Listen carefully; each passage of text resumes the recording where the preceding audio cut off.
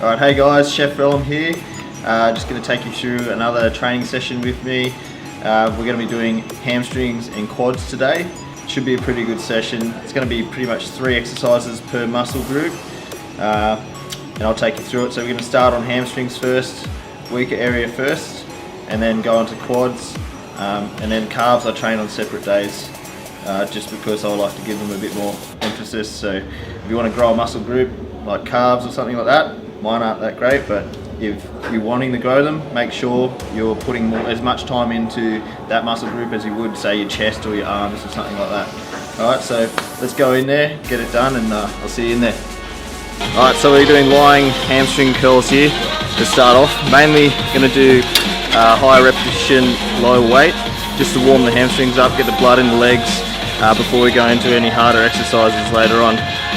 So with this one I'm going to be doing 10 reps full, and then 10 reps again, but 5-second negatives back down, just to really tear those muscle fibers up. So most of the growth and tearing of the actin and myosin in the muscle will be done on the negative rep. A lot of people forget that, so slow your reps down and just get a good slow contraction and negative hold.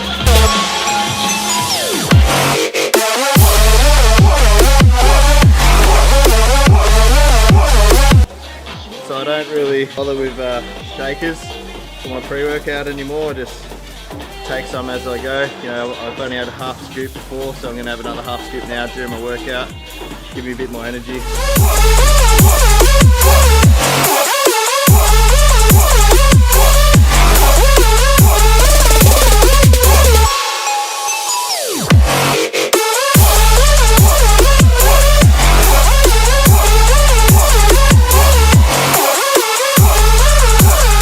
Alright guys, so this is the last exercise I'll do for hamstrings. It's a slow controlled negative and then back up. You're going to train your core, your glutes, your hamstrings, your calves with this one. That's quite a hard one as well. What I do is I go for about 12 to 15 reps. So 6 with one hand gripping, 6 with the other hand gripping. Make sure I'm evenly hitting the hamstrings, because if I'm holding with one arm, it's going to be more on the left. Holding with the right arm, it's going to be more on the right hamstring.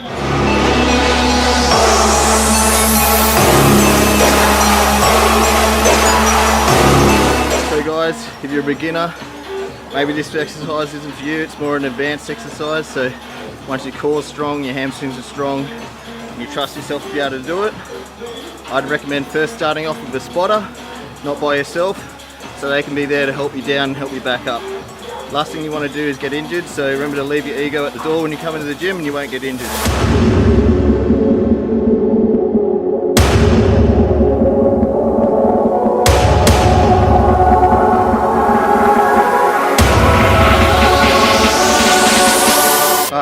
Hamstrings are finished.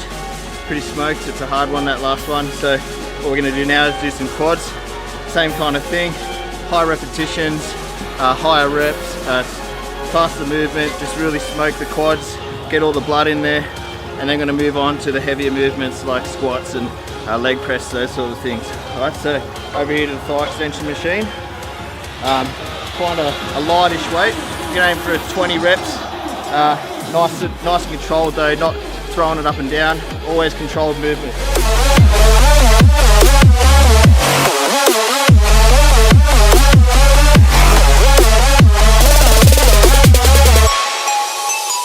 Right guys, so just doing some box squats after doing the thigh extensions.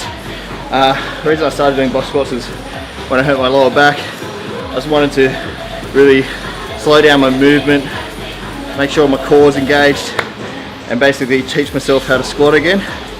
Box squats are great for that because it actually forces you into a great squat position. You actually have to sit down. Once you're sitting down, your quads, your glutes, core, everything disengages. Then you have to fire the glutes and hamstrings, everything back on, drive you back up out of the hole, and it also teaches you the correct movement for a squat. Take that away, take the bench away, and you continue squatting. Same movement, everything like that. It's just really great. I've found it's really increased my power in the squat. I've never actually go heavy on my squats. I've always found lighter, more controlled movement is always better. You see people trying to squat, 150 kilos, 160 kilos. but they never look any different. Yeah, they can lift a lot of weight, but they don't grow. I'm growing at the same rate as anyone else, but I'm only squatting, you know, max 80 kilos. And just slow and controlled, really think about the muscles that you're trying to train.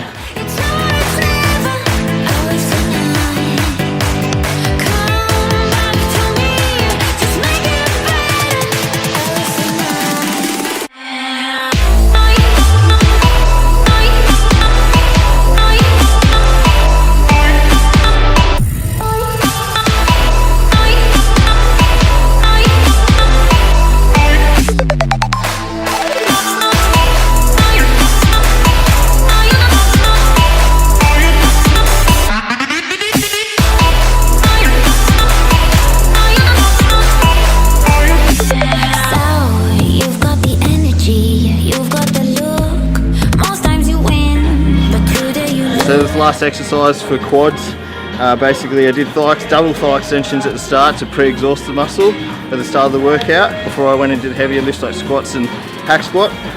But we're going to come back to the thigh extension machine now and do single leg isolation, making sure each leg's getting individually trained so we don't have one leg stronger than the other. At the same time, just really finishing off the muscle. It's a triple drop set, so we do 15 of one leg, 15 the other leg, 10, 10, 6, 6. And we can do that 2 or 3 times over. And then that's the end of the workout.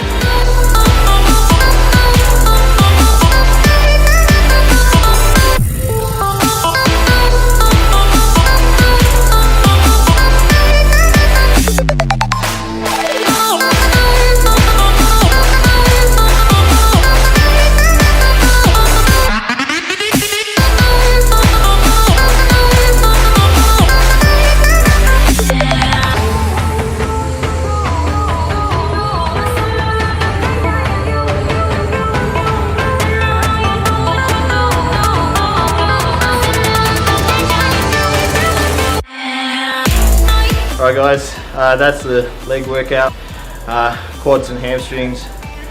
There's some few good exercises in there. It's a pretty hard workout.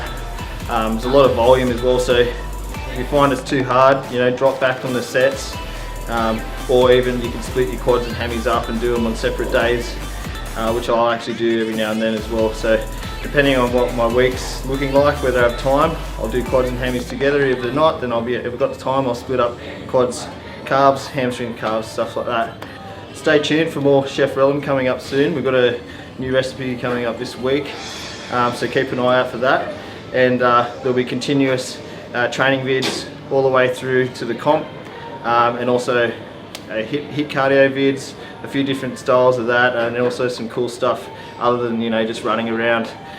So thanks for watching, and I'll speak to you guys soon.